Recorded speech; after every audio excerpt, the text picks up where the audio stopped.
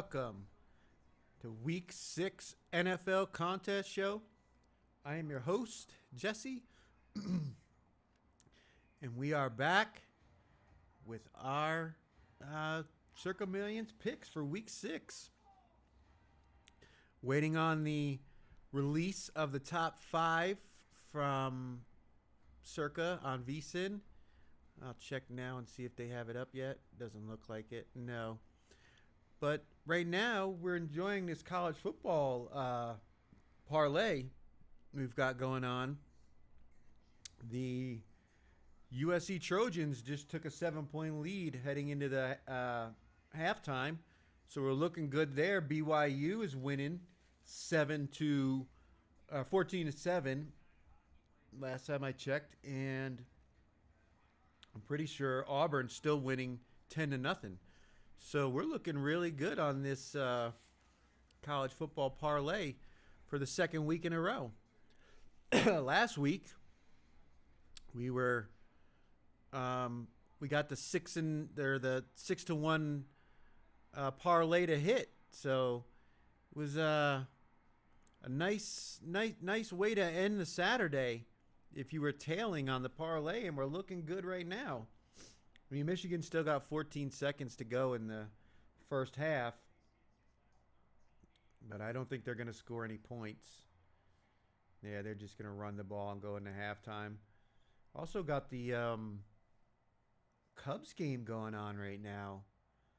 Cubs in Milwaukee, 1-1, Game 5 of the National League Division Series. This is the winner-takes-all elimination game to see who's going to play. I think it's the Dodgers, right?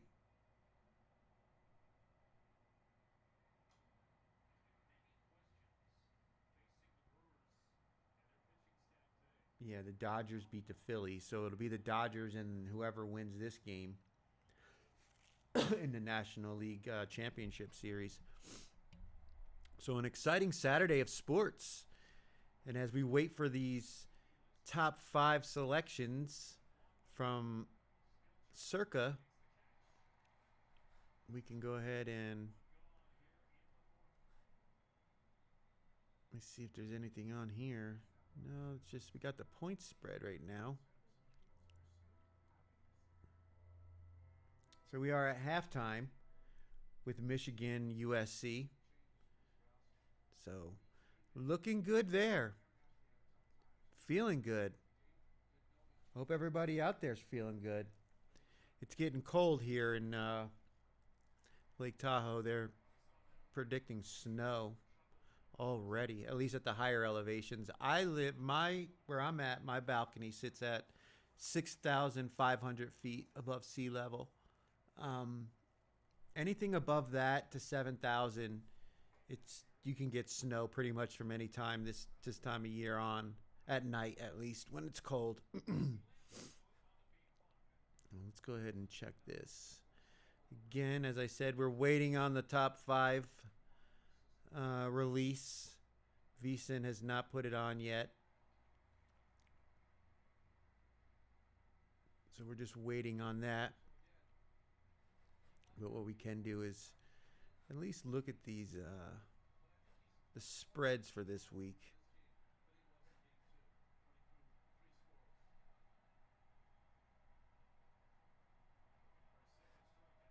So right now we've got the Eagles and the Giants. That game is already played Thursday night, and with the Giants being a 7-point dog, they won the game outright.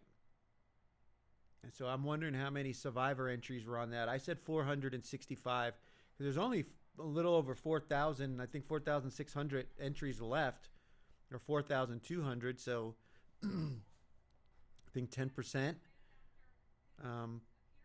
We're willing to lay it with Philly and lost. I don't know. We're going to find out here shortly, though.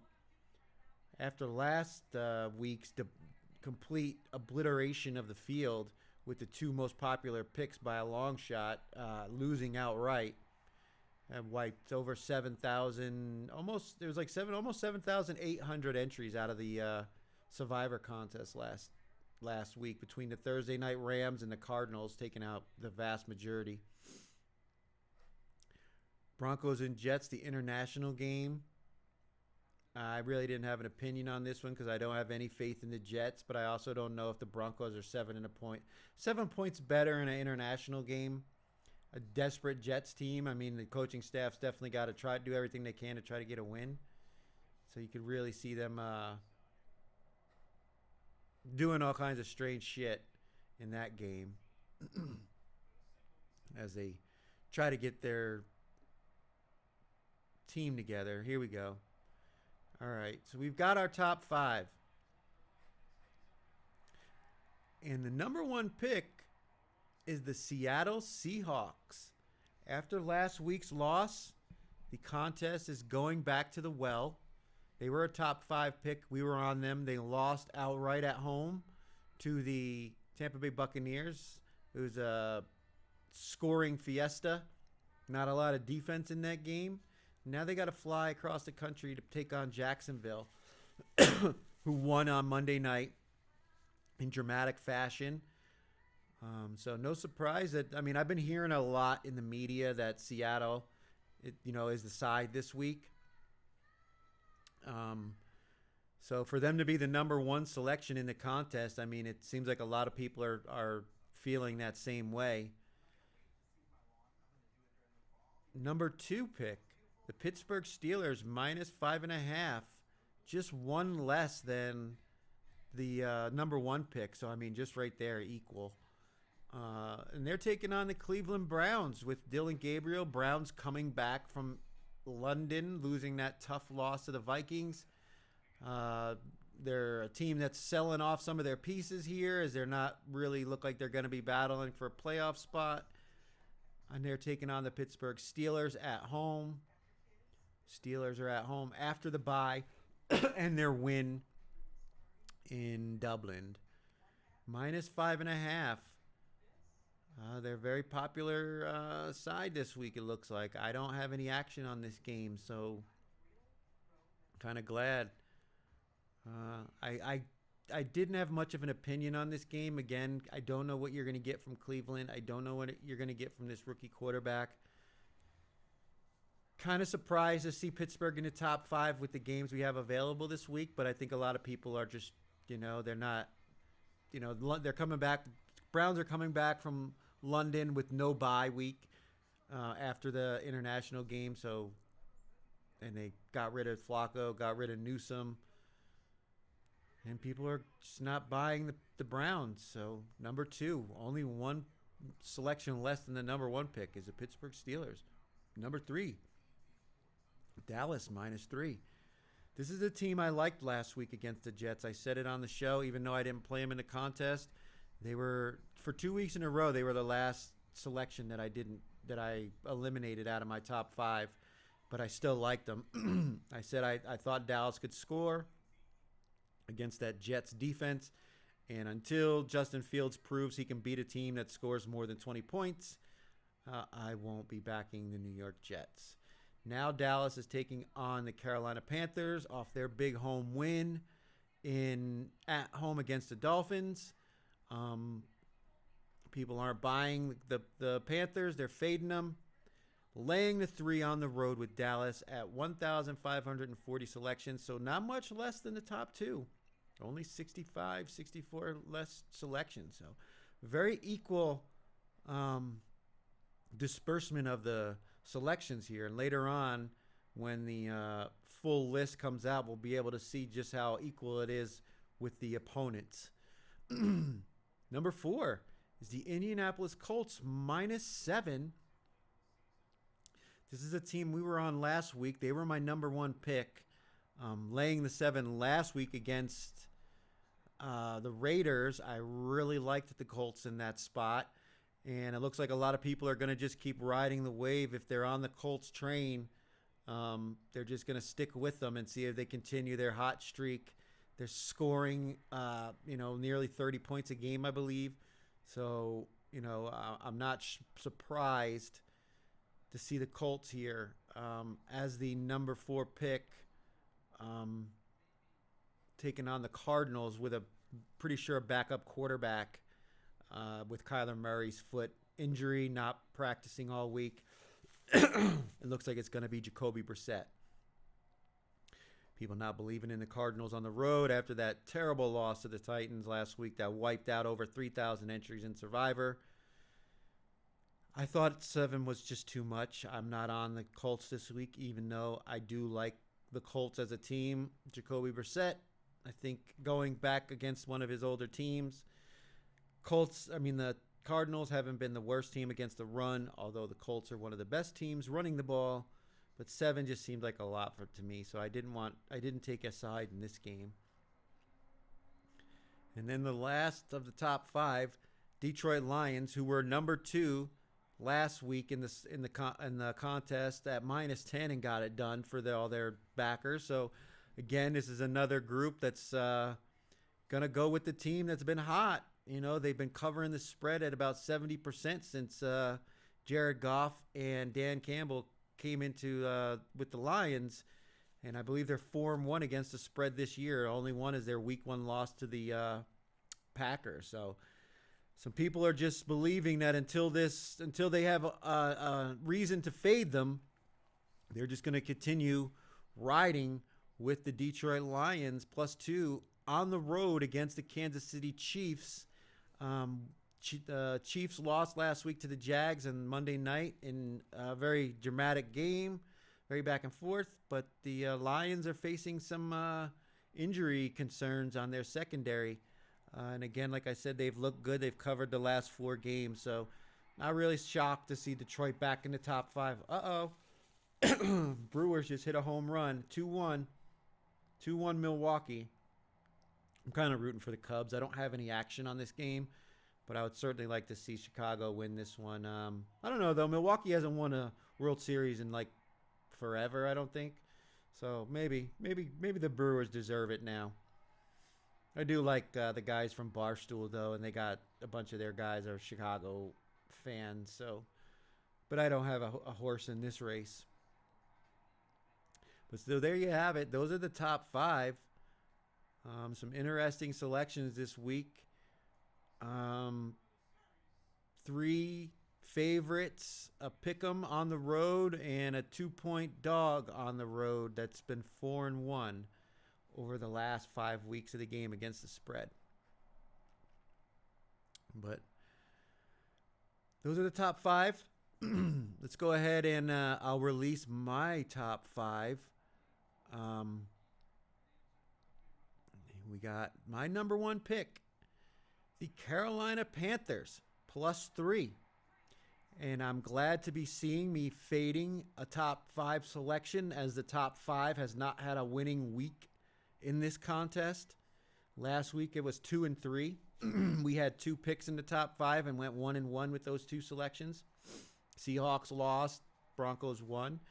So the fact that I have a contrarian pick to the top 5 makes me feel really good.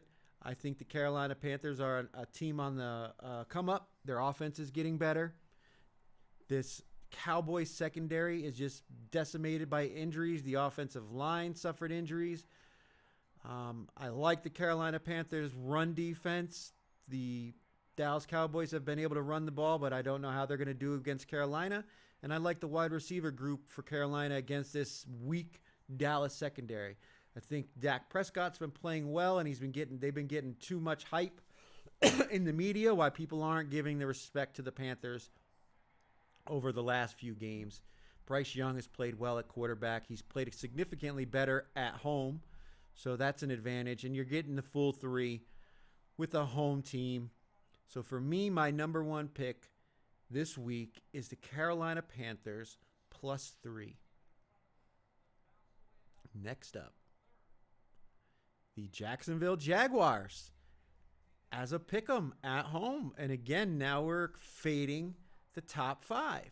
So again, I'm feeling confident in my selection. Seattle, their secondary, I mentioned it last week against the Bucs that they gave me concern with their injuries, and it hasn't gotten any better. And although I know Mike McDonald against the spread with Seattle has been better on the road than he is at home, And people are just saying, fade Jacksonville because they've had that big game against Kansas City on Monday Night Football. But you know what? They also beat San Francisco on the road as a road dog. They won outright. So people are like, they won a big game. No, they've won several big games this year. And I believe they're riding the wave of their positive energy, and I'm going to stick with them. They got it done for us twice this year. I'm 2-0 with Jacksonville. We were on them last week, and they got it done for us, and I'm going to stick with Jacksonville. I like them at home. I like their offense. I think they're going to be able to throw the ball as long as they don't have drops. I like it. And although Seattle did look good against that Bucs defense, and they've been playing very well, they've also been at home and they've played inferior defenses. This is the best defense I think they're going to go up against. Jacksonville is really good. One of the things this defense does well is stop passes over the middle, which is where Sam Darnold has feasted this year. I think if they can put somebody on Jackson Smith and Jigba and take him out of the game plan, I really think they got a chance to win this game. So the fact that I'm also fading the number 1 and number 3 top 5 picks this week really makes me confident in my 5. And I put these picks in on Saturday just because I was flip-flopping on some of my picks. And I just was like, you know what? I'm thinking too much about this because I'm getting anxious because we're having such a good run over the last couple of weeks that I just said, you know what? I need to put these picks in so that I can't change my mind. And so far, with the first 2 selections that we've seen, I'm feeling confident. So my second pick is the Jacksonville Jaguars as a pick'em. Number 3. Tampa Bay Buccaneers -3. Yes, they were a road dog last week, and they got the win, and they've been playing some very tight games. They're one of the more luckier teams over this season, but you know what? I think their luck continues. The injuries for San Francisco are just mounting even more. Somehow they were able to pull off that win on Thursday Night Football against the Rams, but Thursday Night Football is such a fluky game because these teams, they don't really have the best game plans. Mac Jones, the Rams came out sluggish. The 49ers came out hot. They ended up actually had the kicker made the extra point, San Francisco would have took the lead 21-20. Instead, the game was tied, went to overtime, and San Francisco was able to get the win. But I wasn't truly impressed. I mean, Bourne played well, but I really think the Rams just played bad. And now Mac Jones, his oblique got injured to the point where he hasn't even been able to do all the throwing in practice. He's completely banged up. And we could end up seeing Adrian Martinez, their third-string quarterback in this game, because the Bucs are going to, they're going to hit Mac Jones. They're going to try to knock him out of this game. We know the Bucs and Todd Bowles, one of his key things of his defense is to stop the run. They're a run funnel team, and their secondary is playing well.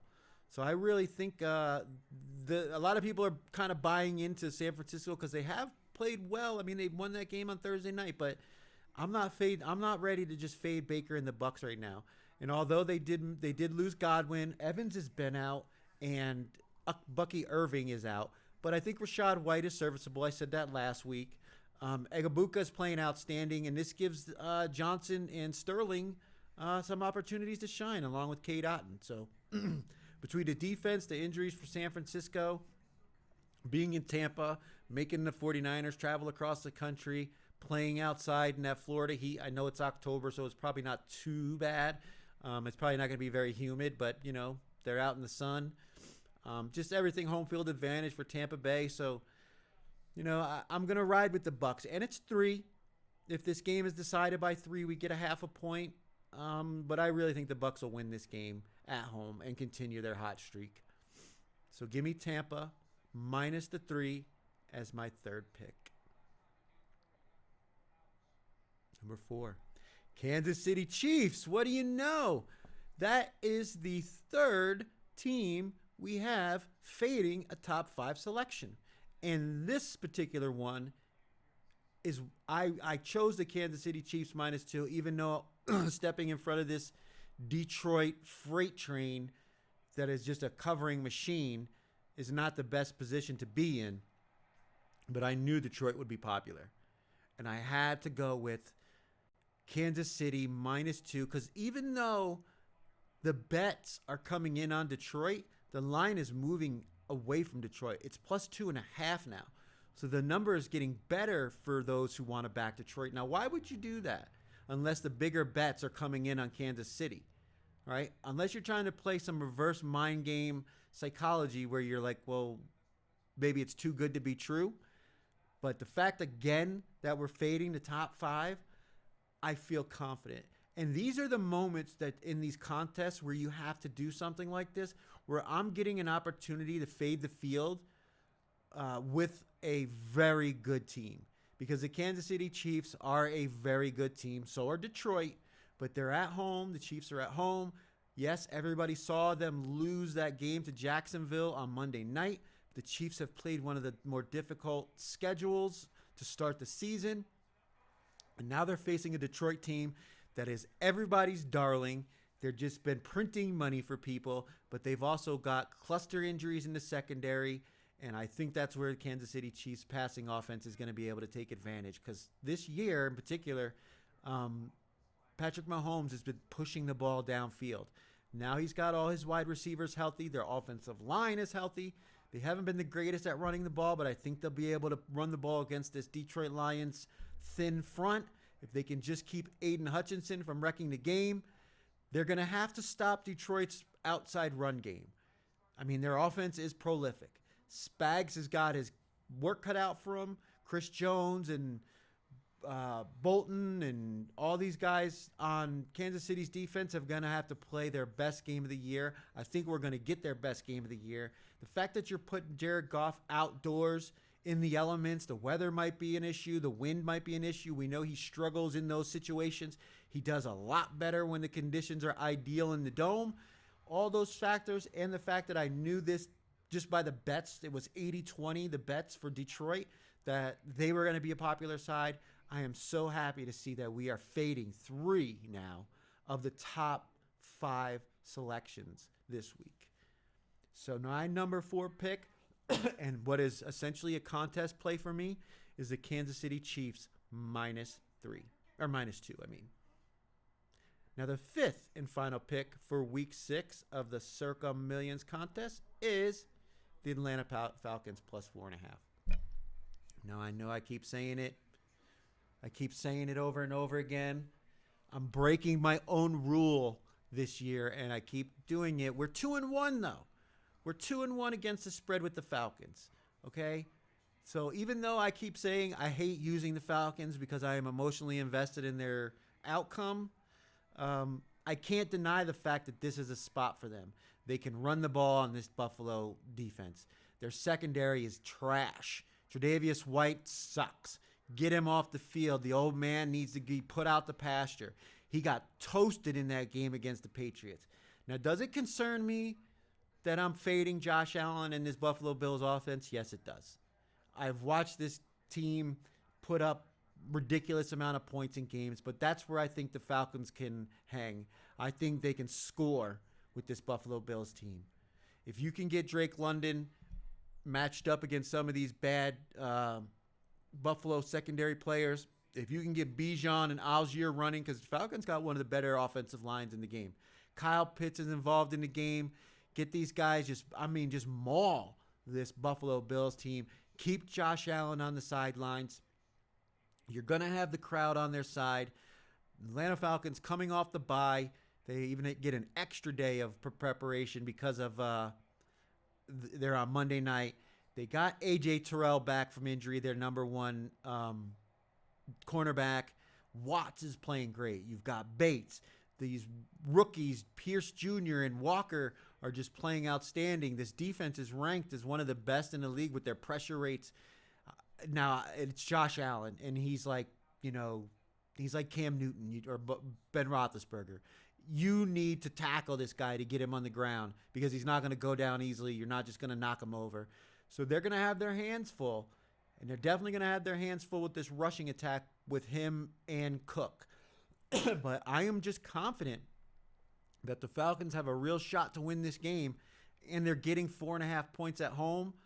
I didn't think Buffalo would be really popular. I also thought Falcons might be popular because I have been hearing, from some of the people that I follow, that Atlanta was the side they're going with. So not to see them in the top five is good, for us that we're not, again, inside the top five. So I'm loving this card after seeing the top five. I'm absolutely loving it. The fact that we're fading 3 of the top 5 selections. Plus, we've got a great Atlanta team on Monday night. I'm definitely loving this top 5.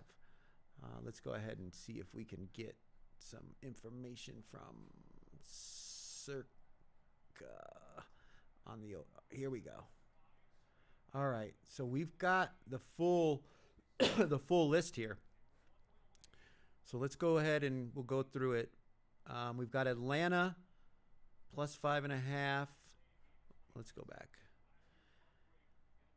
So, I mean, the numbers aren't that far off, with the Bills at 1145 and the Falcons at 1,012. So, I mean, the dispersion, they're not that much less than the top 5. So they're in the top 10, but there's equal betting around both teams. So I like that. Again, Kansas City -2, equal betting.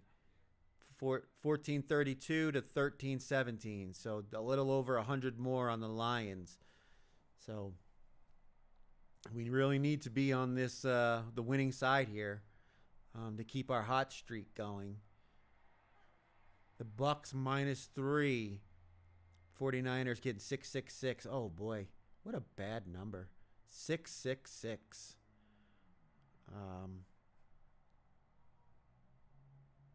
To 1358 for the Bucks. So the Bucks are right there. We got quite a few on our side. We're not contrarian on that one. Jacksonville, about 500, almost 600 more, or a little over 600 more, almost 700. On the Seahawks and on the Jags, we didn't hit 1,000. So I'm glad we're on the contrarian side on that one. And then Carolina +3. Where are we? About double, more than double. About double. The Cowboys than the Panthers. So I'm loving this, the way this is looking right now for us, as far as the top 5 are concerned. Yeah, this is good for us. This is good for this week's picks. I mean, obviously, it's always a sweat, but the fact that we're fading 3 of the top 5 selections is, I prefer to be on that side. That's for sure. But okay, that is our 5 selections for Week 6 of the NFL contest show. For the NFL contest show for the Circa Millions contest, we're gonna take a quick break and then come back for the second half of the college football games and watch the parlay and also go over these picks for the contest, as well as Survivor and the Grandissimo. We'll be right back